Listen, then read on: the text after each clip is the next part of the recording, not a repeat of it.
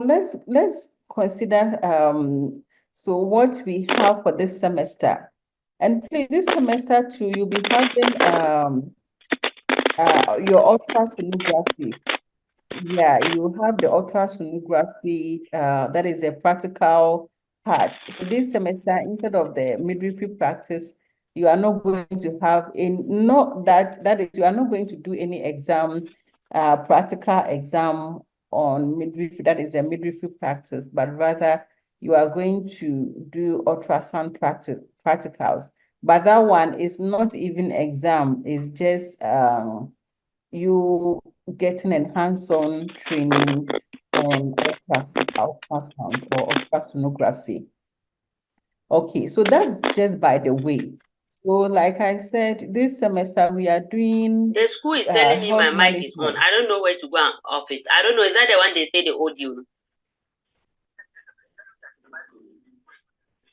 So yeah, so health management, or So that basically we are is that's looking at where principles some of resting is starting management on the and account office. leadership. Yes, Some resting has attached to that microphone. So it's and that's where they said that your speech.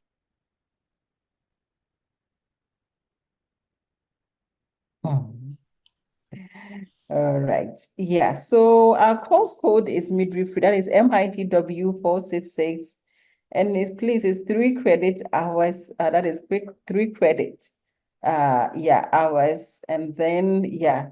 So I am your course lecturer, or will be the course lecturer for the health management or principles of health management and leadership. Okay, so let's quickly go through our course description, know exactly what is expected of us in terms of our learning outcomes at the end of the day, what is expected of us, and then the various units, or the various units that we'll be considering. So here we are saying that this course is designed to provide you with a comprehensive understanding of the principles of management and their application in the nursing and midwifery profession. So basically, management, the term itself, that is management and leadership, is more, it has a more of business tone. But then because we are also, sorry,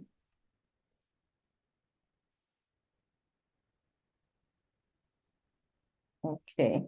So because now we are within the healthcare, we have the healthcare organization. And once we have the structure there, we too, that is the nursing and the midwifery profession, has also adopted this. And that is how we are able to effectively manage our clients, manage our day-to-day activities that is as nurses and then midwives. So we will explore various management theories. We will look at various management theories and how it applies to our nursing, that is our nursing profession. We will look at leadership styles and then effective strategies for leading and managing healthcare teams. So the course will also cover topics such as emotional intelligence, which is very important because as midwives or as nurses, we go through a lot of issues because definitely, yes, apart from being within the profession, we also belong to the larger social world. So how we deal with our emotions, and also that is, and able to marry it or able to deal with it or handle it as far as our profession is concerned. Then conflict resolution, change management, and health team and team building. Then we also look at management of a unit or ward, quality assurance in nursing leadership, and also others that we may also consider. So this is our learning outcome. So we are hoping that by the end of this lecture or of this course, you should be able to understand the principles of management and their application in nursing leadership. then differentiate between nursing, that is between management and leadership roles in healthcare organizations, apply various management theories and leadership styles in nursing practice, and also monitor and evaluate performance to ensure quality improvement and patient safety. Then manage change, promote innovation, and lead change initiatives in the healthcare. Then able to resolve conflicts and foster collaboration within the healthcare teams. Then able to apply principles and strategies of change theory in the management role. Then able to list and explain the principles of quality assurance and quality improvement in an organization. And the last but not the least, implement effective team building skills as an essential component of nursing practice.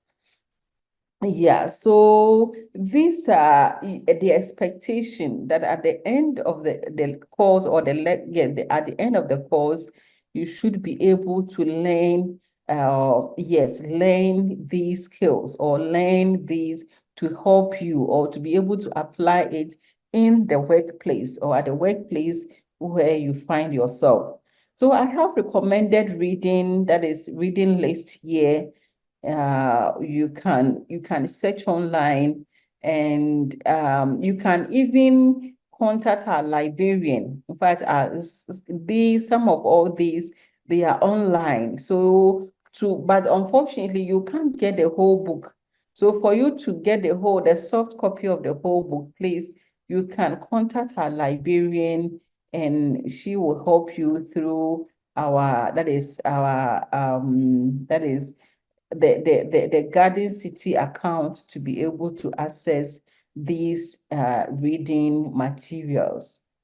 Okay, so that with the unit 1, we will just look at the overview. So honestly, we have a lot to look at. That is, the unit 1 has to do with just the introductory part, and then we'll go into look at leadership, the meaning, and there's various styles and theories of leadership.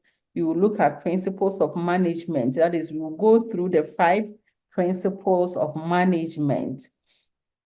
Then we will look at organizational structure. Actually, organization and then organizational structure is part of the principles. But then because there's in-depth as far as our course is concerned, we want to look at it in depth and then look at even organizational culture and the rest. Then time management. Then we have change management. We have conflict management, office management, health team and team building, management of a unit or a ward. Then we have the nursing care delivery models. We look at the nursing care delivery models. Then we look at the structure of the Ministry of Health and function at each level. In fact, being a health professional, you should know the various policies that governs that is the healthcare system, and also the structure of the ministry. We have the Ministry of Health, we have the Ghana Health Service. We will look at all that. Then finally, we will consider quality assurance and improvement in an organization. So at the end of the semester, this is how you'll be evaluated. So the end of semester examination will carry 70%, and then the continuous assessment, which will include attendance, participation, that is quizzes, both announced and unannounced, and then individual group assignments. Definitely, we are going to have presentations. So we'll have group presentations for you to come and present. Come and present some, that is assignments that I'll give to you. Okay, then there are other additional reading lists that are provided at the end. All right, so quickly, let's let's consider at least we should be able, because the semester is short. So we should, and from what we've looked at so far, we have a lot at hand to consider before the end of the semester. Yeah, so the first part is just to welcome you. I think my phone is, I don't know whether it's friendly. Whether it's is friendly. Maybe I should just change it and make it something like this. Okay. Yeah, so here is just to welcome you to the class. And also, before we begin, one thing that I want you to understand, because the point is sometimes a question that someone will ask is, why are we worrying ourselves? And especially as it even contains a whole 3 credit hour, it's considered a 3 credit hour course. So why are we worrying ourselves to look at leadership and management? So one thing that I want us to understand is that, especially for a nurse or being a midwife, so regardless of your position, so whether you are a newly graduated midwife, whether you are part of those who are done with your national service and still awaiting to be posted, whether you are a ward in charge, whether you are just a staff midwife, whether you are SMO, whether you are teaching at the education field, definitely you hold position or a leadership role one way or the other. So sometimes we will, as we go along, we will know that we have what you call formal and then informal leadership.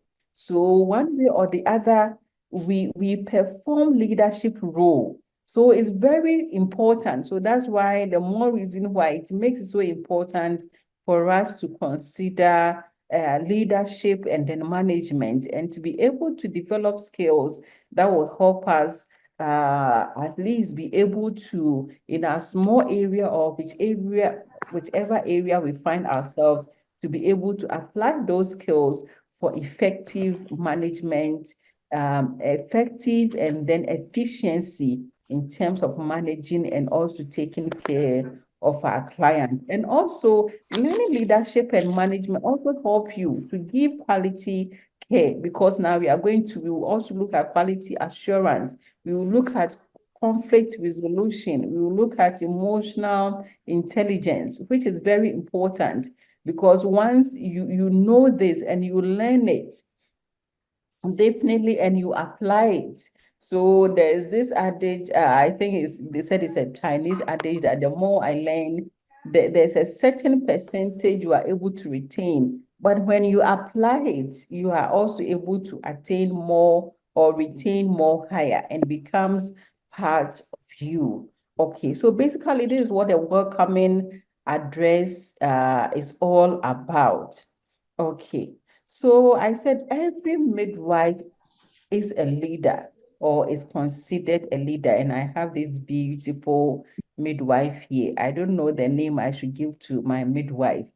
Maybe somebody later will help me give a name to my midwife. Okay. So I said every midwife is considered a leader. Hi.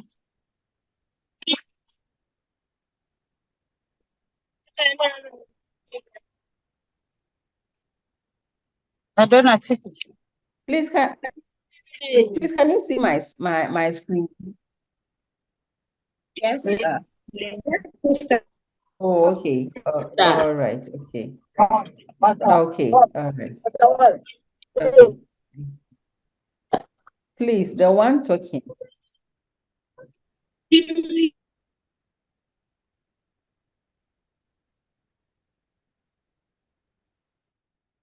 Okay.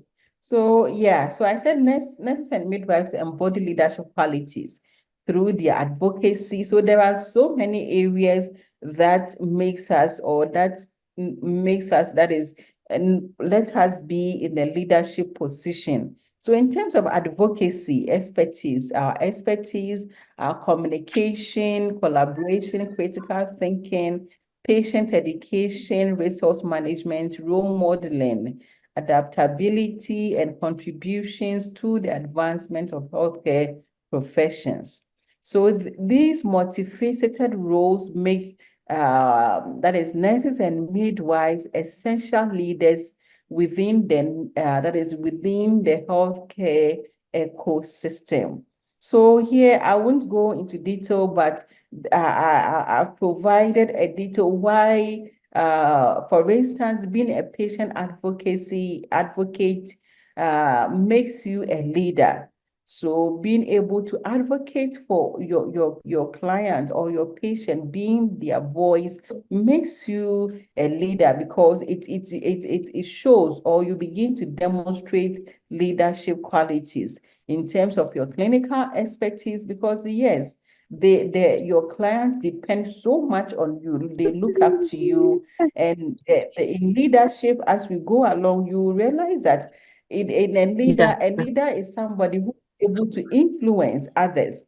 So we influence them through our expertise, that we all through our, yes, the expertise, and then our skills that we are able to help them with. So that makes us a leader in terms of our communication skills and the rest. So these ones, I won't go into details with you.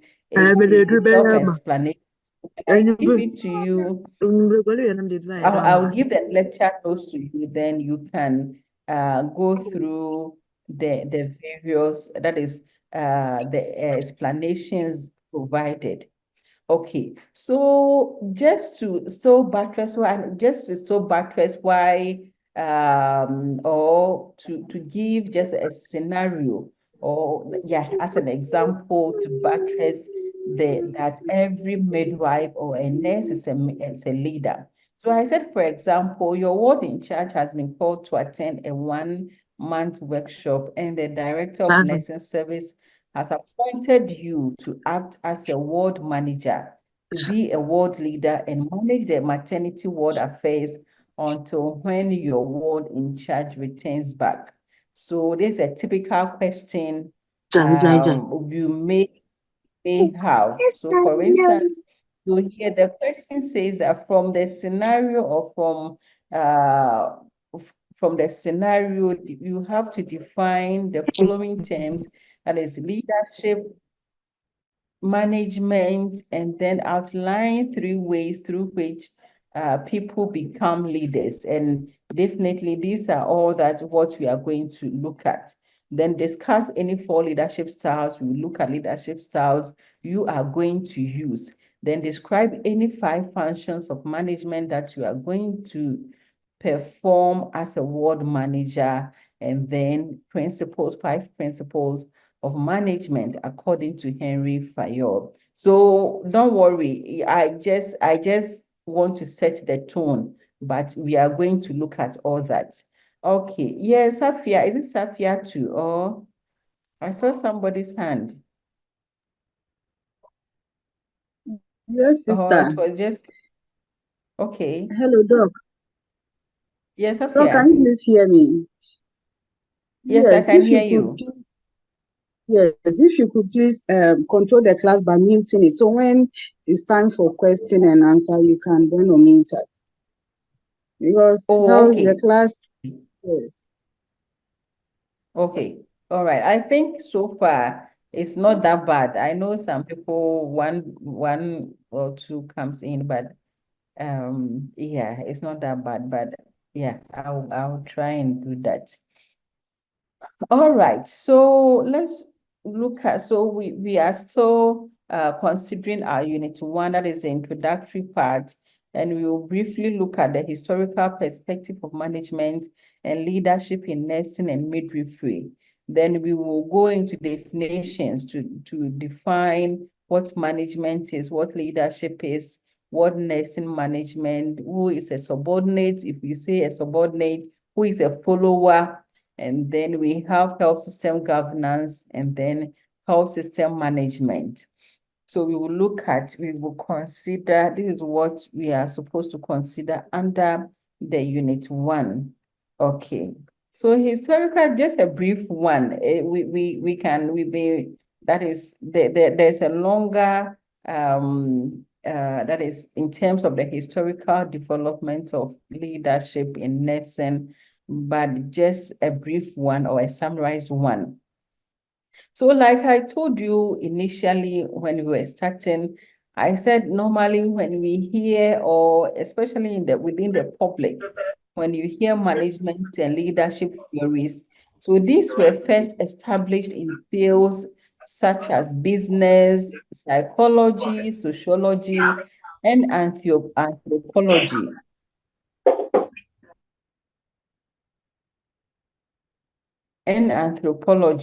So in nursing and midwifery, we also has traditionally borrowed these various theoretical ideas from these fields, where management and leadership theories were first developed from their various contributions. So it was first developed from these, that is the theories. We will consider these theories and then their contributions and how we are also applying it into our field of practice. So these theories were developed as a means to enhance productivity in business. So like I said, healthcare profession, that is the healthcare system is a business, let me say, is the mission or the vision for the healthcare system is different, but then it's more like a business, because that's why we call our patient client, and then there is some form of business or transaction that we do within the healthcare system. Okay, so similarly in the healthcare professions such as nursing and midwifery, effective leadership and management are critical in providing patients with safe, effective, and quality care. So for instance, or for example, we have one of the theory called the trait and great man's theory. So we will look at it, we will also look at it and how it applies to our profession. Okay. So let's go to let's look at the definitions. So management. So in the first place, management is the systematic. So in a nutshell, or in a more simplified form, I said is the systematic coordination and control of tasks within an organization or sector. So management, I always tell my students, or that is the style I learn. I believe that, well, much as we are Ghanaians, these are all, most of the things that we learn is in English, and we use the English as a medium of learning. So if it's English, then to when you are learning, try and then understand each part. That is, try and understand each part of it, especially if they are together, so that you can appreciate or actually understand whatever it is. So management, so is the systematic. So if you say systematic, it's like so is the system. So it's not like something that is done haphazardly. That is the opposite of it. So it's a systematic coordination and control of tasks within an organization or sector. So overall, the classic definition, so later we will see a lot of definitions, in fact, that has been put forth in an attempt to define what management is all about. But then, even since that is 1916, that this definition by Henry Fayol has always been the basics, or has always been the classic definition of what management is all about. So we are saying that, so for Fayol, for Henry or for Fayol, we will look at his list, that is his list in terms of what management is all about. So here we are saying that management by Henry Fayol, 1916, list of managerial tasks. So he listed the various tasks under, or that management is supposed to be. So management is supposed to be, that is, management is in terms of planning, organizing, commanding, coordinating, and controlling the work of a group of employees, So that's how FAYOL that is listed, that is break down management into these functions. So management can be defined in terms of planning, organizing, commanding, coordinating, and controlling the work of a group of employees. Okay, so we must also understand that management combines features of both science as well as art. So we are saying that it is considered as a science. Science is just always the knowledge, the knowledge base. So we are saying that science because it has an organized body of knowledge which contains certain universal truths. So management, irrespective of it being healthcare, irrespective of it being a business venture or Why?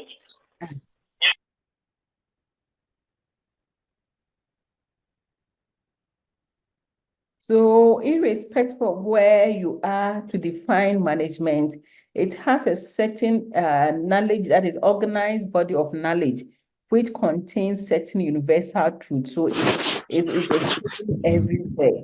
And we are saying at the same time, we are saying that management is an art. Art means the skill. That is, so we are saying that because managing requires certain skills, which are personal possessions of managers, their personal possessions.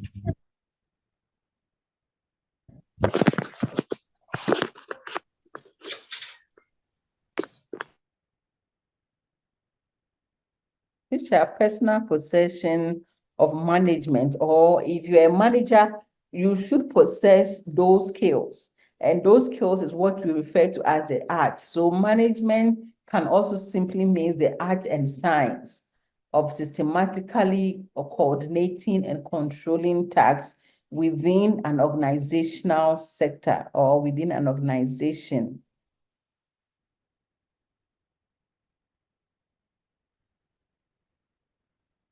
Okay.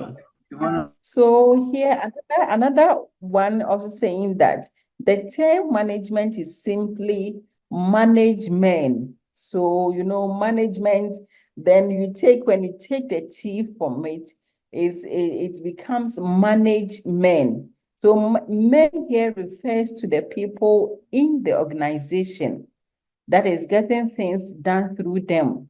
And it also includes the material, the financial, and then the physical resources. So management is what a manager does. So a manager manages.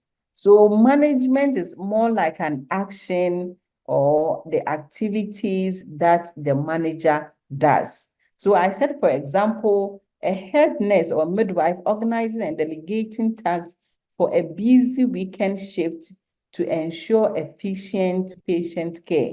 So for instance, the rota that is always is being prepared to know who comes to which shift, to know who comes next and all that, so that at any point in time, there is somebody there to take care of patients that are already on the ward.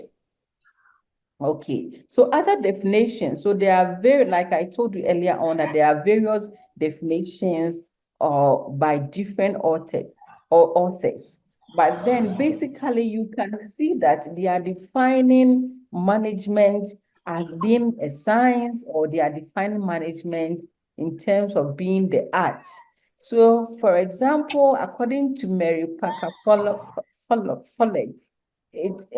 she defines management as the art of getting things done through people. So there is the art of getting things done through people. Then another person, Taylor, also said that is the art of management has been defined as knowing exactly what you want men to do, and then seeing that they do it in the best and cheapest way. So you can see it still revolves around being able to systematically organize or get things done through, that is through men or through the people within the organization. Okay, so there is a lot. So what I will do is that when I give the notes to you, you can read and understand the rest. Okay, then leadership. So what is leadership? So here, leadership is the ability to influence a group towards the achievement of goals. So leadership is the ability to influence a group towards the achievement of goals. So in terms of maybe lifestyle modification, in terms of you helping them to adapt to a certain kind of lifestyle that will promote their health. You are then at that point in time, you are the leader. So you are the one leading them to achieve a common goal, or your ability to influence them to achieve a common goal. So in terms of management, leadership can be at any point in time. Like I told you, there's formal and informal leadership. So basically for informal leadership, it's like what I said initially, that at any point in time, giving health education, even administering medication, maybe being handed a word over to you. Maybe you've not been appointed officially by the organization or by the management of the organization, but at that time, you are performing a leadership role. But then we also, in terms of management actually confers, that is where the organization, or is where the management or the managers within the organization has officially conferred to you, or has written to you, or has given you authority to be the leader, maybe to lead as a ward in charge, or to lead a team, or in certain aspects within the healthcare organization. Okay, so we are saying that in management terms, it is the use of authority which is inherent in the designated formal rank to obtain compliance from organizational members. So for instance, like I said, maybe at SMO, and depending on the healthcare system that you are in, whether it's a tertiary, whether it's a secondary or a primary, it depends. So at a certain rank, you are due, or you are being officially assigned to a certain position, whether the ward in charge or the unit, that is the unit manager, or whatever is supposed, the leadership role is supposed to be. So basically, nursing management is just like management, but then this one, we are just being specific. So nursing management is a process of working through staff members to be able, or staff members, or maybe other nurses or other midwives, to be able to provide comprehensive care to the patient. Then as we go along, we will meet what we call subordinate. So the question is, who is a subordinate? So a subordinate is someone who works for someone else, that is, or who works under the authority of the other person. So as a verb, to subordinate means to place or rank one thing below the other. So for instance, in terms of positions or in terms of authority, so one may be placed under the other person, okay, so that the other person becomes the manager, or that is in terms of, so, it will become very clear when we begin with the levels of management, or the levels of management. Okay, then we have follower. So what's the difference between follower and subordinate? And at what point do we use subordinate, and at what point do we use follower? Yes, yes. What's the difference between a follower and subordinate? Is there any difference? And then at what point do we use subordinate, and at what point do we use follower? Yes, is there any answer? Any attempt?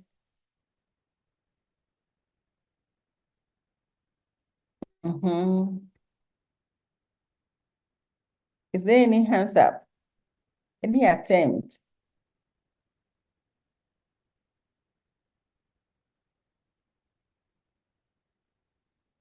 Okay, anyway, let's continue.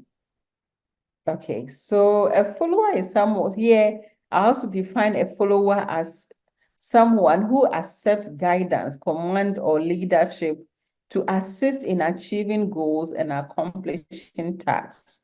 So followership is a reciprocal process of leadership that refers to the willingness to offer within a team or organization. So normally, like I said, I ask whether they are the same. So in some aspect, they are the same. But then within the leadership and management, normally what happens is that we use, because subordinates are normally classified in terms of ranking. So in terms of ranking or in terms of managerial level or the rankings, we use subordinates. That is, we refer to the other person who reports to the senior most as a subordinate. And then when we consider follower, a follower normally, definitely, we say that whenever you can't be a leader without somebody following you. Anytime there's a leader, it means that there should be a follower. So that's why we say that, yeah, they are reciprocal. So so follower or a follower is someone, like I said, who accepts guidance. So somebody who accepts guidance and command from a leadership or from a leader. Yes, from a leader. So normally we use, or we comfortably use, the follower when we are referring to a leader. So a leader and her follower. Okay. Then we have the health system governance. Unfortunately, we will not get time to go into detail with what health system governance is, but then it's all about it all goes, that is, it all fits into the health, that is the principles of management and leadership. But then here, in case maybe you meet it somewhere, so health system governance refers to the rules and norms that shape roles and responsibilities, incentives, and interactions in the health sector. So it is concerned with structure and processes for decision-making, accountability, control, and behavior. So this is that is healthcare, that is health system governance. Yes, Fosti, your hand is up. Oh, sister. Yes, sister. Please, the follower and Yes. then hello. The explanation. I'm not all that clear, but I don't know whether you can cite example for me to get it. The difference is no. Okay, so how do you understand it? How you yourself, tell me how you understand it. I want to use the word as an example. Let's say the word in charge and then the staff nurses. Okay. Hello.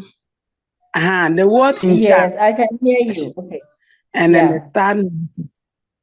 Yes. Yes. I want to use like the word in charge. Then the word in charge will be our the leader. Yeah. So and like the staff nurses will be the followers. Can you use them? Okay, so this is what happens. So for the ward, that is the ward in charge, and then that is the other staff midwives. So in terms of here, what happens? We talk more about in terms of relationship. So for instance, if the ward in charge can see the staff nurses as her subordinates because they report to directly to her.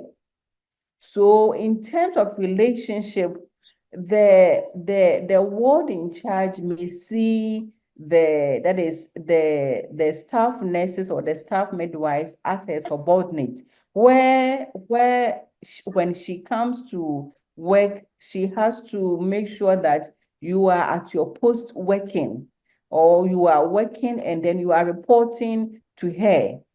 Okay. Then this, in the same way, let's use the same people as in terms of follower, the leader. Okay, so in the other way too, in terms of relationship, the staff nurses can be a follower to the ward manager or the ward in charge, who they regard as her leader. No, they regard her as their leader. But then for somebody to, so that's why we define leadership. So here it's just a build-up where you should understand. So that's why we define a leadership as somebody who is able to influence a group towards the achievement of goals.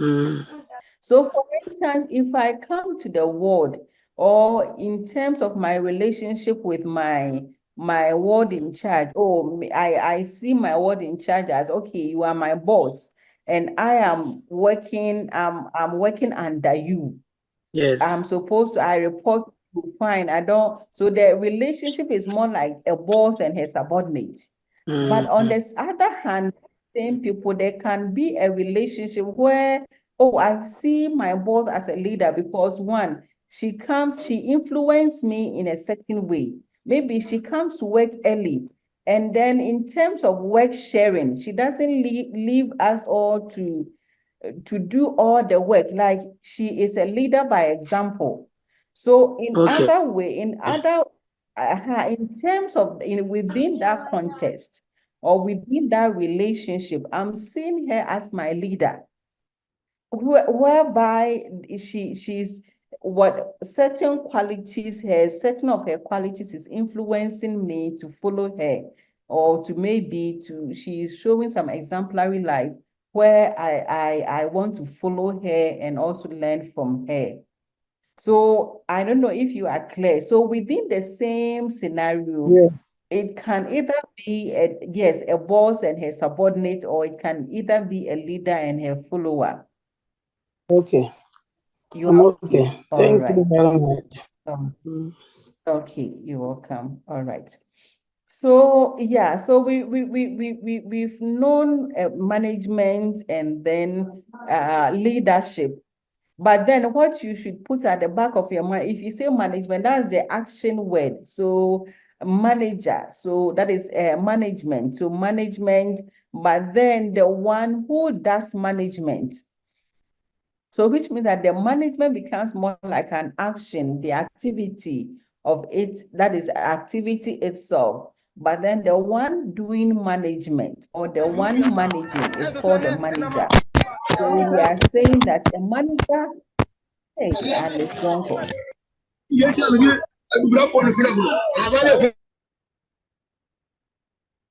No, I would start removing some from the platform. Maybe that will help.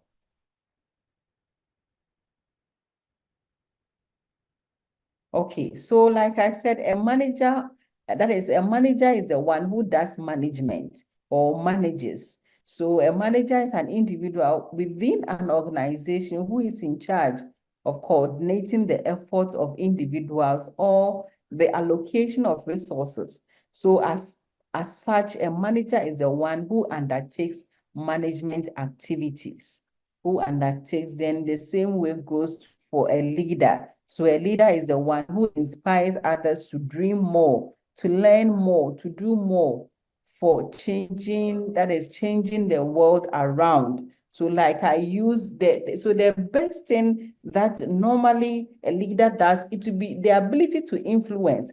Sometimes you may even be influencing somebody and you yourself, you may not even know. So the person, because of certain qualities, and we will learn all that, the qualities of a leader, the qualities of a manager. So you may have certain qualities that you may even be influencing somebody, and the person may be I know that there are certain terms that especially these youth, they like using, that especially those celebrities that they may be following, maybe because they've seen something, that their kind of dressing, their kind of lifestyle, and maybe they like it, or maybe sometimes it may even be the hairdo. They like the hairdo, and then they want to follow the person. Okay, so normally what a leader does is your ability to have certain qualities that influence or that draws people's attention, and also able to influence them positively to the achievement of a goal. Okay. So there are differences between management and then leadership. So much as there are leadership, but one thing that later we will get to know is that it works hand in hand. It works hand in hand. So for you to be an effective manager, you should have certain qualities or leadership skills that will help you to be effective in your management. So in the same way, sometimes, like I said, you can be an informal leader and you may not be recognized, or you may not have so much authority. But the moment authority from management is being given to you, it also brings you, or it makes your leadership more open. That is, people begin to see you and then begin to recognize you as such. So like I said, there are slight differences that we can look at, even in terms of their definition. So in terms of their definition, but here I'll only focus in terms of their definition. And please, you can do a lot of search. You can even go to Google, or the reference materials that I've given to you. You can read to know other differences between that has been outlined between who a manager or management and leadership is. Okay, so management. So as we've already defined it, management in nursing involves the coordination and organization of resources. So both human aspects, the financial, the material, to achieve specific goals and objectives. So most of the time in management, there's certain characteristics set it apart. So there's a focus on efficiency, planning, organizing, controlling, and problem solving, which we will take them one by one and then look at exactly what goes into planning, exactly what goes into organizing. Okay, then when we come to leadership, so by its definition, as we've learned, that is the ability to influence or guide and inspire individuals or groups to achieve shared goals and visions. So with the focus for the leader, or in leadership, the focus is on inspiration. So if I'm able to inspire you so that, we all have a common goal that we want to achieve, that is the focus, or that is the focus for the leadership, or for the leader.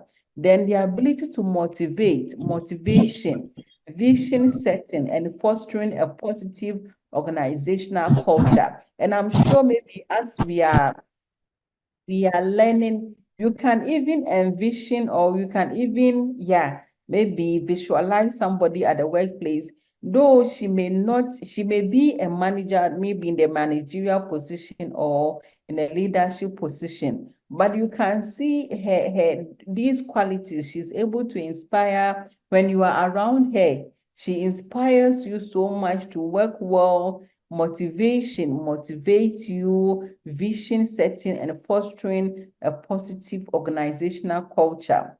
Okay, so in terms of roles, so with management, they are concerned with day-to-day operations, resource allocation, like this is where gloves is going, this is where bed sheets, like, resource allocation, and ensuring tasks are completed efficiently. But for the leadership, her focus is to still inspire and guiding guiding individuals or teams toward a shared vision. So for instance, for the manager or within the management, they are just concerned, okay, today we start work, okay, which area do we need gloves? They will go and supply, okay, maybe that is midwife Owusu couldn't come to work. Can somebody go and fill in the gap? Or at the labor ward, is somebody there, or do we have enough staff to deliver women as they come in labor? So for them, that is it. But then whether you are inspired to do it or not, that is not for the manager, or that's not for the management. Only the say what I say human air so. But they said they make whether you are inspired or motivated to even do the work, that one is the focus of the leader. So the leader, although these allocations has been done, but then in addition will inspire you, will motivate you, will guide you, that is toward the achievement of the goal. No, well, okay, sorry. I think it's only this one. When I enlarge it, unfortunately, if I move the slides, it doesn't move. If I move, for instance, if I move to the next slides, it won't move. So I think it's is this one that is a little bit smaller. I think when I move on to the next page, the next one, you will see it clearly. And more so, you will also have the lecture notes, so don't worry. Okay. Then in terms of principles, management is more particular about efficiency, and that is efficiency and effectiveness. So efficiency and effectiveness, so achieving results. So efficiency means that achieving results with the least amount of resources.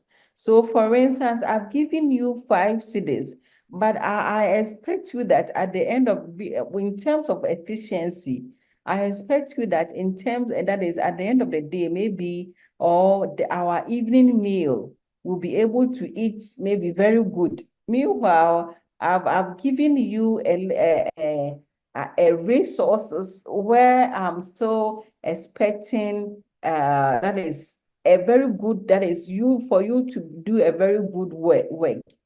That is for efficiency. So achieving results with the least amount of resources. Then in terms of effectiveness, accomplishing organizational goals and objectives. So at the end of the day, being a manager, I don't expect you to just come to the ward. You are on duty, maybe on morning shift, and you are just sitting and you are not working. So maybe a client is calling for help. Madam, I'm in 3 cm, I'm in 4 cm, and you are just sitting. So at the end of the day, for instance, if it's about medication, maybe if it's about 2 o'clock medication or 8 a.m. medication, we should be able to, by the end, that is, or serve medication to all the clients or the patients we have them at the ward.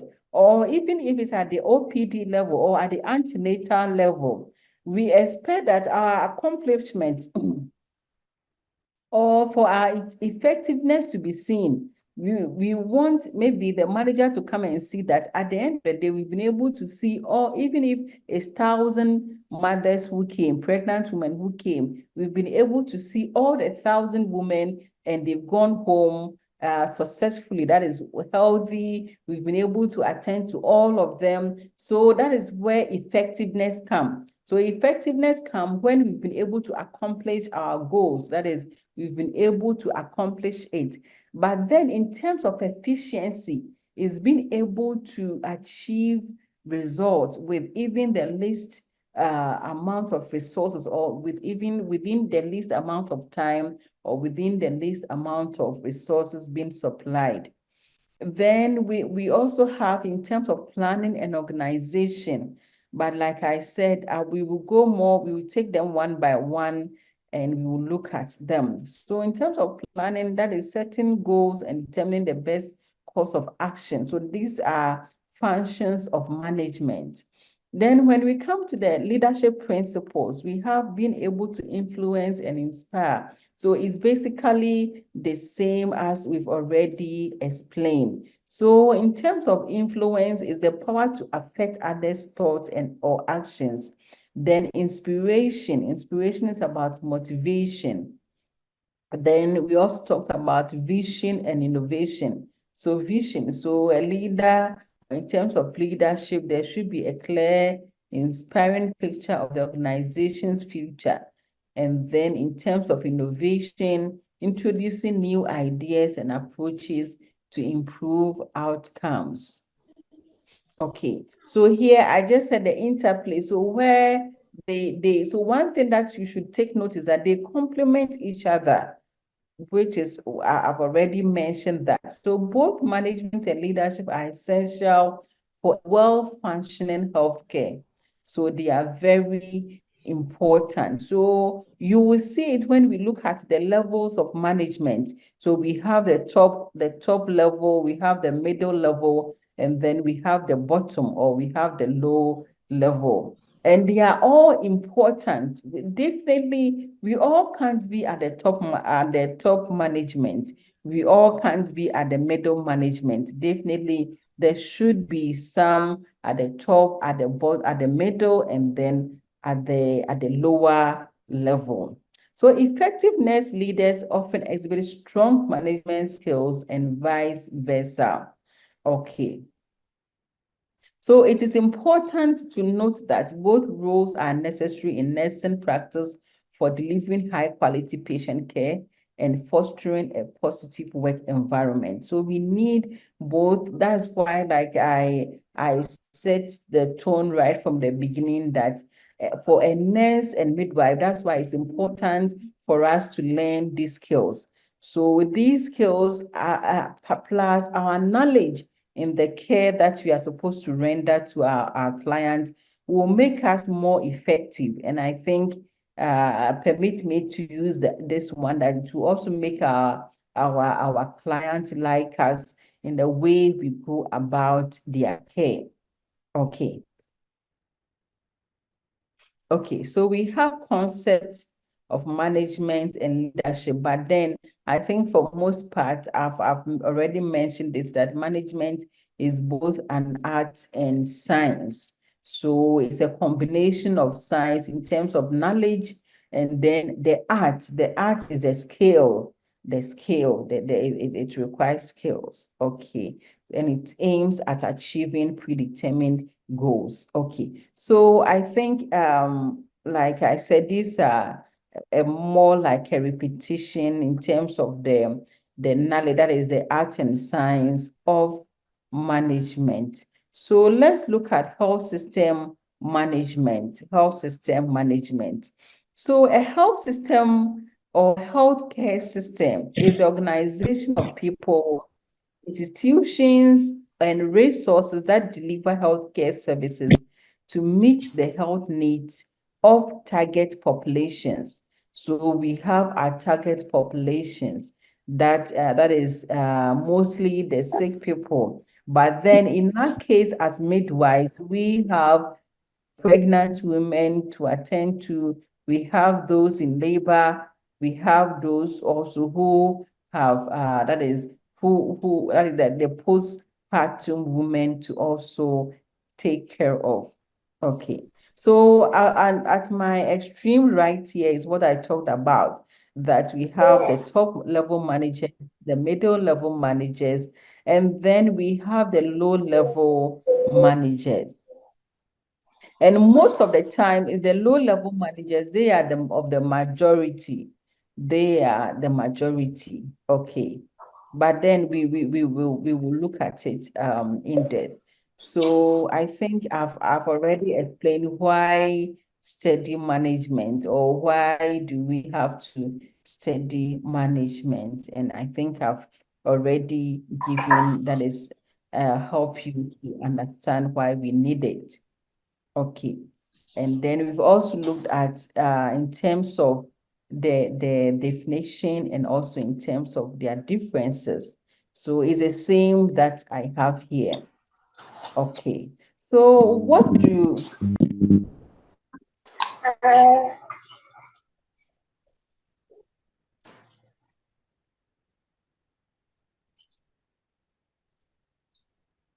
Sorry. So what do managers do? So normally I call it the 3 M's, then we have the T and then I. So 3 M's, T and I. 3 M's, T and I. So managers, that is, they manage manpower in terms of human resources, materials and equipment, money, that is finance, time, and then information to the people within the organization. And I think the effectiveness and efficiency too, I think I've taken time to explain it. So like I said, I'll forward the notes to you and you can read more. So let's go to look at the levels maybe before, yes, we still have more time. So levels of managers in an organization. So there are normally 3 distinct levels. So distinct or clear levels of management. So we have the top level, we have the middle level, we have the lower or supervisory. Okay, so I think the picture at the beginning here, in fact, here they've used humans, and you can see that at the top level, it's comprised with just a little, we have little managers. Then as it comes to the middle, there are more, and then most of the time, the lower level, they are of the majority. Okay. So let's take them one by one. So top level managers. So this level consists of the board of directors or their equivalent. And we have the that is the CEOs, the managing director, the executive director, the general manager, president, etc. So those are the top level. So this level is the ultimate source of management authority. So they engage extensively in the formulation of policies. So normally they formulate policies. So for instance, we have Ministry of Health, that is, we have the tertiary hospitals, and then like the teaching hospitals, they are more autonomous. And then we have the Ministry of Health hospital, that is the regional hospitals and the rest. And then we have the Ghana Health Service.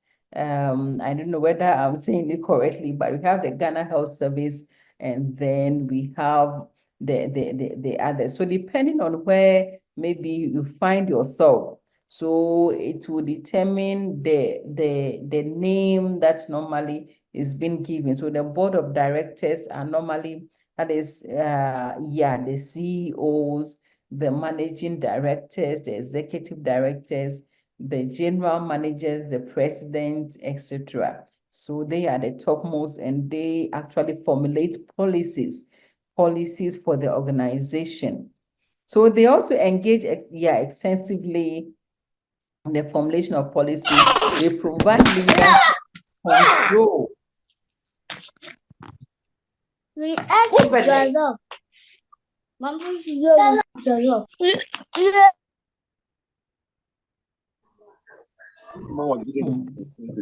I pick them through the window. So you need to know your deck.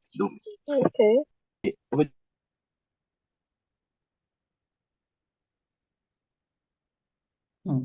Yes, okay. So they provide leadership and control the direction of the organization. That is the direction the organization is moving, or the way they want the organization to move. Okay. In an effort to accomplish the organizational goals. So that is for the top. So that is where the authority actually is.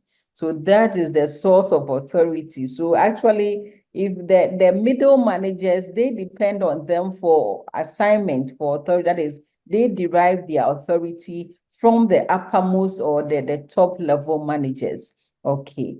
And then we have their functions. So for their functions, we are saying that analyzing, evaluating, and dealing with environmental forces, example, their competitors. So definitely, for instance, within the healthcare organization, now we know we have, for instance, we have the hospitals or the clinics, and then now we have people opening a lot of private hospitals around. So for instance, if the top level manager, quiet like is always, but she's very brilliant. Okay. Okay, if one nti wa wonsua deɛ na wɔyɛ dɛ. Okay, so for instance, if the hospital, because I've told you that the hospital is also a business, that is, it's a form of a business. I don't know how to put it, but then there are transactions that goes on in terms of people coming for our services, and then we also taking some that is money from them for the services that has been rendered. So for instance, some hospitals may not have maybe ultrasound machine for the pregnant women, but then there may be a private person who has it. And being a CEO or the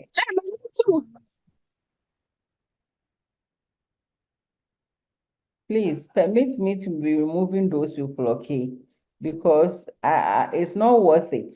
It's not worth it. They are not listening to anything. Mr. Please, Okay. you are permitted. So yeah, so we are saying that, so in that case, being a manager within a hospital or the CEO, so what you have to do, because now all the money is going outside because you don't have ultrasound. So it's going outside. So what you have to do is then maybe try and get ultrasound for your hospital so that you too can get some money, or the money will be retained in the hospital. Okay, so establishing overall long-term goals, strategic plans, and operating policies of the institution. So no, you shouldn't, please don't worry. These strategic plans and long-term goals, we will delve in them one by one. What is strategic goals, and then the rest. And okay, so, and also appointment of key personnel. I've told you that the middle and then the lower level, they all derive their authority from the top level managers. So they are the source of authority. So they appoint, you be the unit manager, you be the ward in charge, and the rest. Okay. So appointment of key personnel, reviewing and controlling the institution's operations. So the top management is accountable to their stakeholders, shareholders, or their equivalent. So what happens is that they are also accountable. They are also accountable. For instance, even with that is with Ministry of Health, maybe if there has been some donation, maybe some donation from WHO or some donation from some NGOs, definitely they are accountable to, much as they are the top managers, they are accountable to them because they've supplied you with something, and they also want to see how effective you've been able to use that thing. Okay, so let's, because of time, let's move on to middle level managers. So middle level managers typically consist of the general managers, the branch managers, the departmental managers. So they are responsible for the efficient and coordinated functioning of their department in accordance with the basic objectives and implementing the plans laid down by the top management. So normally you may have that is a ward manager or a ward in charge, not really a ward in charge. For instance, maybe at the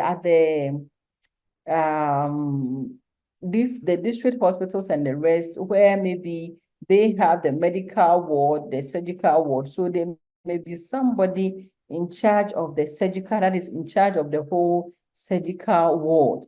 So that person is part of the middle management or is a middle level manager. Okay, so they interpret policies from top management to lower management and inspire them towards better performance. So what happens is that they liaise between the top managers and then the lower level managers. Okay, so like I said, they interpret and explain the policies framed by top managers. They compile and issue detailed instructions regarding operations. They maintain close contact with operating results so as to evaluate performance. They participate in operating decisions. They cooperate among themselves so as to integrate or coordinate various parts of a division or a department. So like I said, they liaise between the top level and then the lower level managers. So the lower level managers are also known as supervisory. So supervisory or the lower level managers. So these are situated at the lowest level in the managerial hierarchy.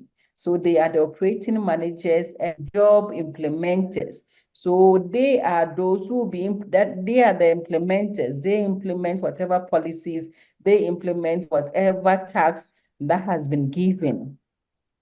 So they also serve as a link between the workers and the higher level management. So normally they, that is, so here, I'm not too sure how to call them, but they become that is the next manager aside the one, for instance, okay, let me use this example. So the middle level managers, normally they are for instance, there may be somebody in charge of the maternity unit, but within the maternity unit, we have the labor ward, we have the ANC, we have the, where again? We have, normally these areas. So we may have the middle level manager responsible for the whole maternity, where the various ward in charges will report to her. Yes, will report, yes, the postnatal unit, and then all these ward in charges will report to the maternity, that is the maternity unit manager. Okay. So they make recommendations, suggestions, and communicate employee problems to the higher level. So because they are with the grassroots, sorry to use that word, like they are with the workers at the ward because they are the ones working. So what happened is that they knows their challenges because that's actually where the workforce actually is, because they are the ones implementing the work, or whatever policies that has been passed across. So it's a role of the lower, that is the one at the lower level managers, to be able to communicate their grievances, whatever problems or issue they may have, they have to take it higher. Maybe they have to take it to the middle level, and then the middle level will also take it to the higher, that is the top level. So they go for titles such as foreman, supervisor, superintendent, or sales. Okay, these are actually that is for the business part. Okay, so yeah, so I think basically we have the ward in charges where they help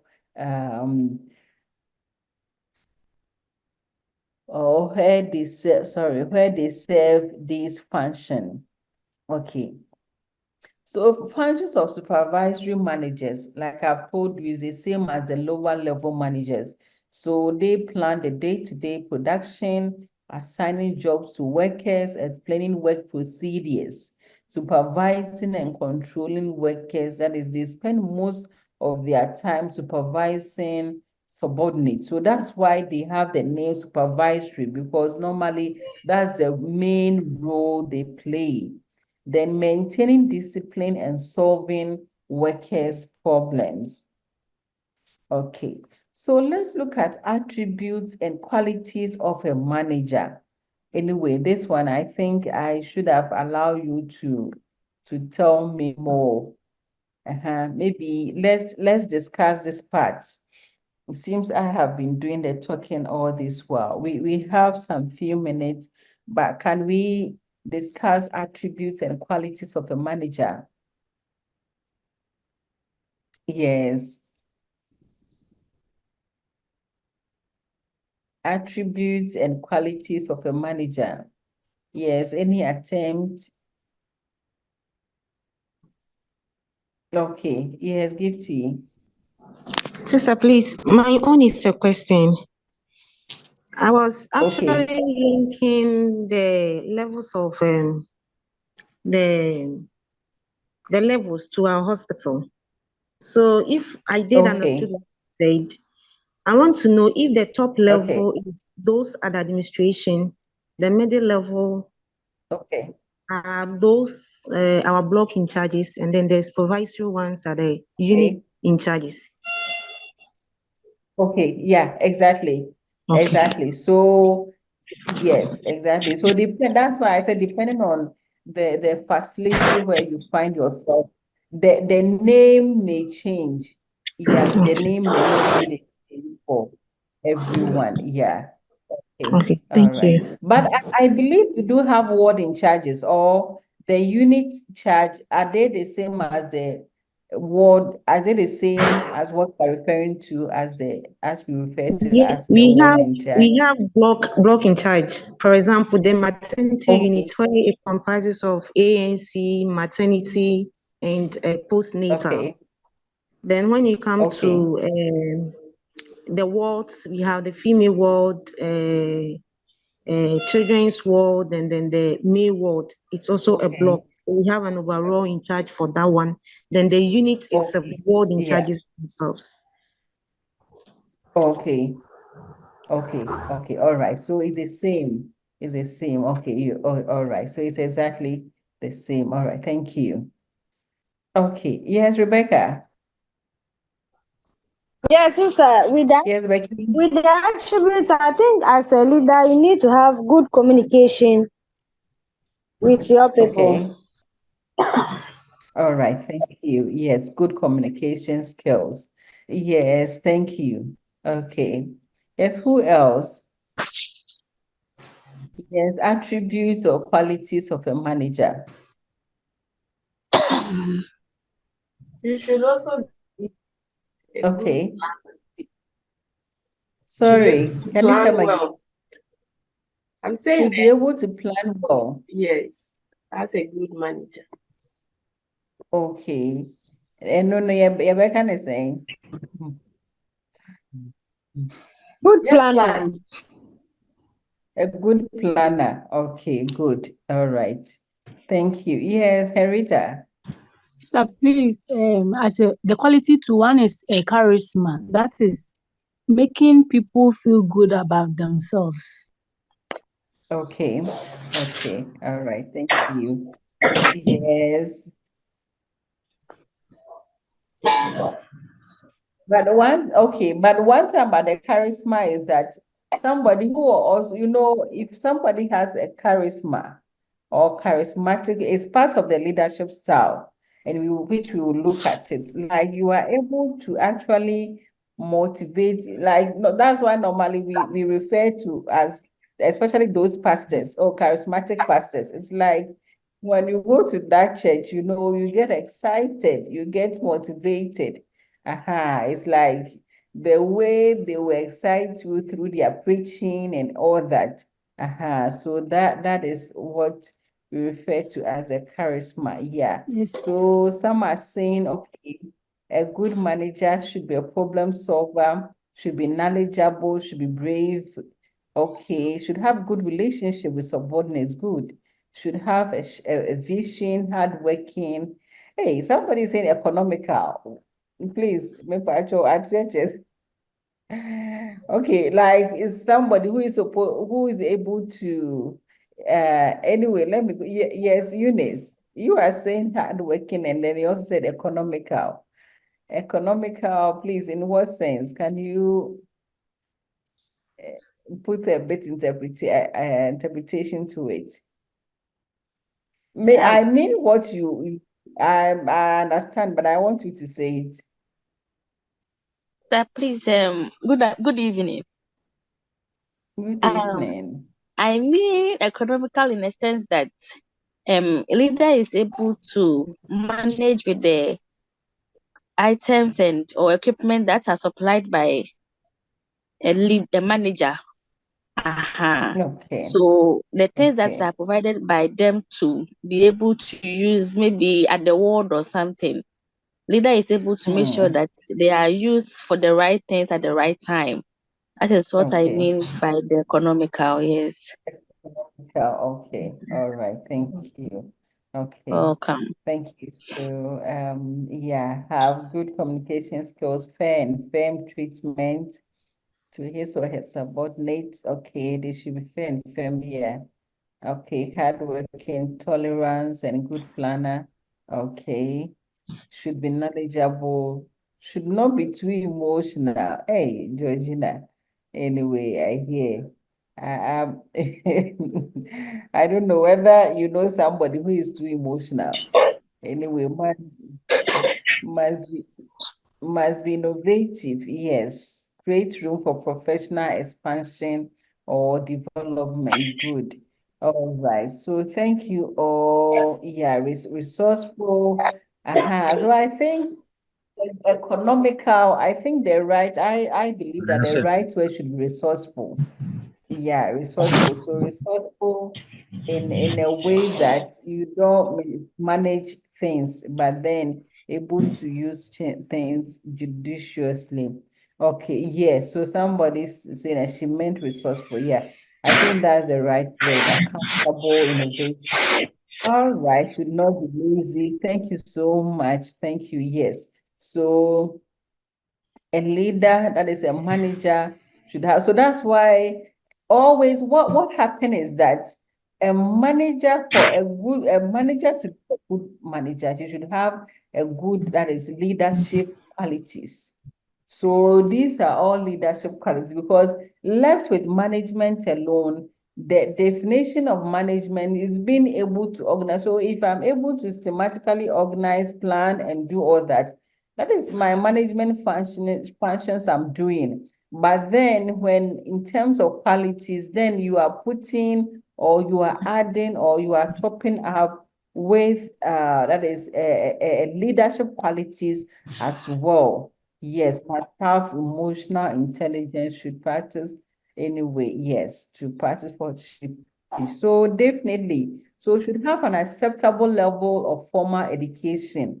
So yes, without, definitely for instance, now we have those who go in for Ghana College, and then some will do their masters and come, some will also with BSc, and some with diploma. So definitely within the same working environment, definitely maybe if they are considering somebody for managerial position, definitely they may go for either the one with either who has completed Ghana College or masters. And then I always think that depending on your facility, maybe with your degree, you may be that is in terms of your qualification, in terms of your academic qualification, you may be somebody that is on top. Okay, so you should have acceptable level of formal education.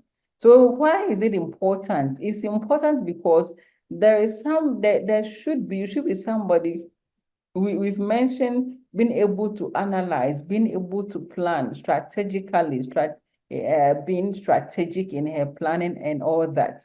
So if you are somebody who hasn't gone ahead in terms of the educational ladder, it becomes difficult because you haven't been exposed much in terms of education, that is having a formal education, or in terms of some of these things, because I'm sure definitely you've learned so much that is, you've gone through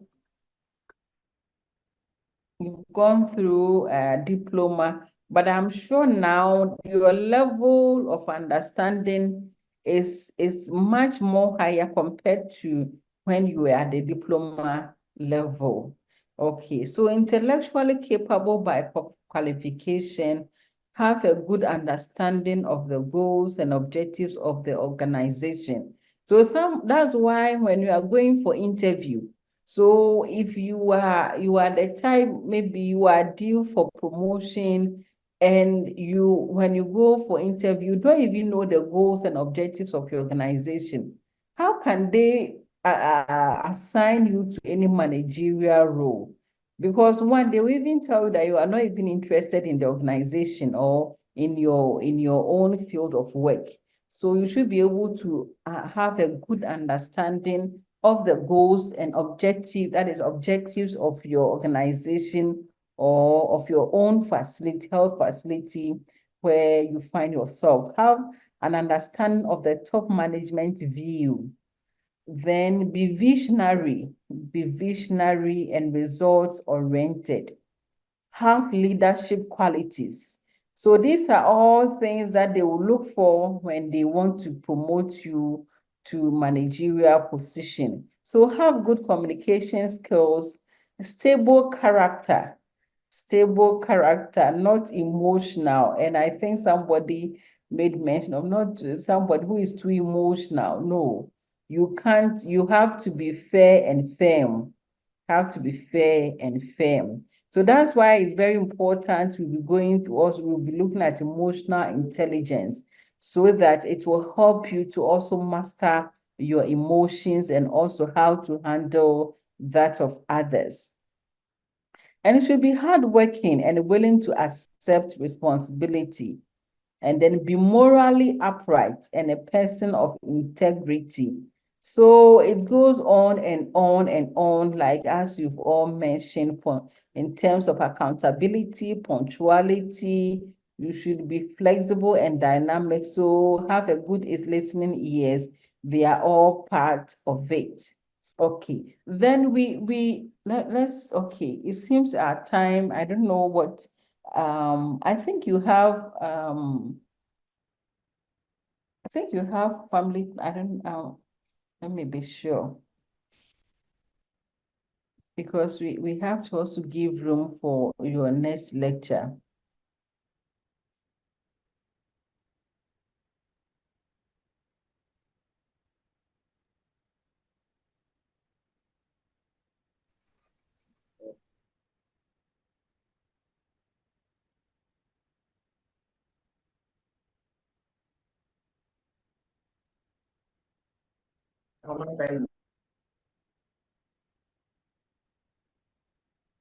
Okay, hello.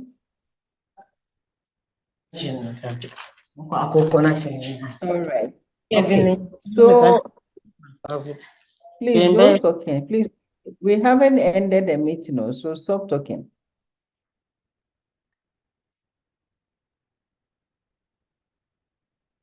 Yes, that I'm trying to find my screen.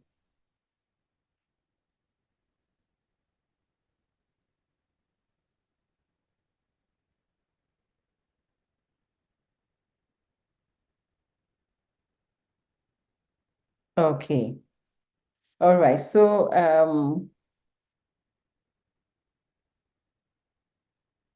okay, so skills of an effective manager. Maybe let me leave you here so that we can continue, because that one too, we will be looking at it in depth a bit, will take a bit of our time here. So let me leave you at the skills of an effective manager. Please read around it. God willing, next week we will go through that one, and then we will have to move on to also look at the functions of no, we will look at our theories first. We will look at our theories. That is, the next will be management theories and their application in the nursing, that is in nursing and midwifery profession. So please kindly read around that is the managerial skills. That is to be a great, so I said how to be a great manager. So like I told you already, that management is both science and skill. That is, the art of it is the skills that you need to learn in terms of to be effective, that is in terms of communication skills and the rest. So we need to learn that in order to be effective or to be a good managers. Okay, so on this note, we will draw the curtain for today. Is there any question? Is there any contribution? Is there anything that anyone needs clarification or wants to add something?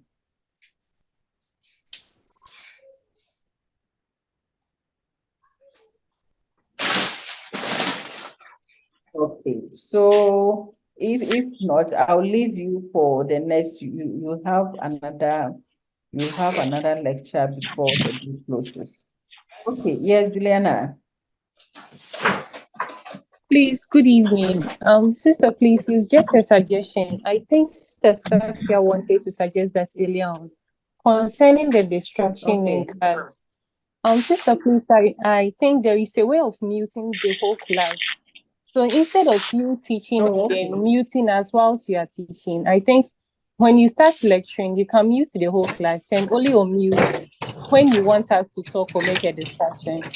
I think it will help us a lot because the disturbances were too much. Okay, so that is before the lecture starts. Is that not so?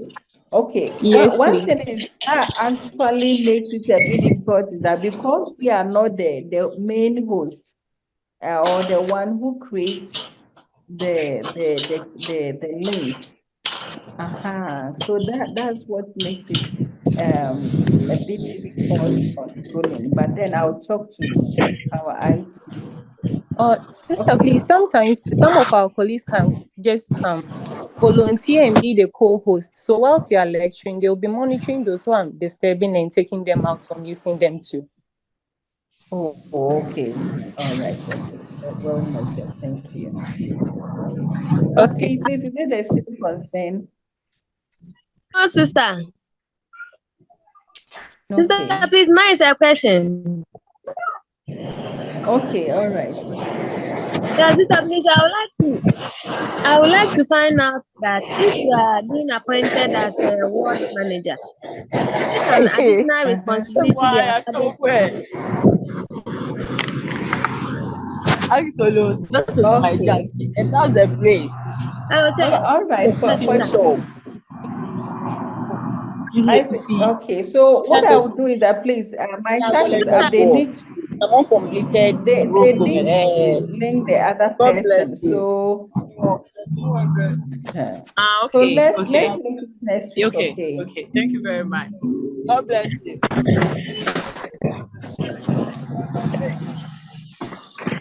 No, you can't forget.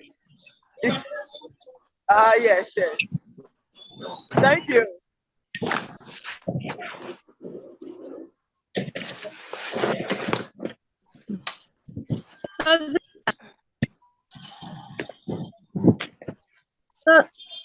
Hold up.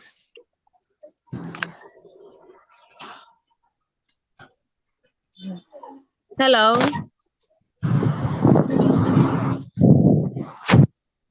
Hello.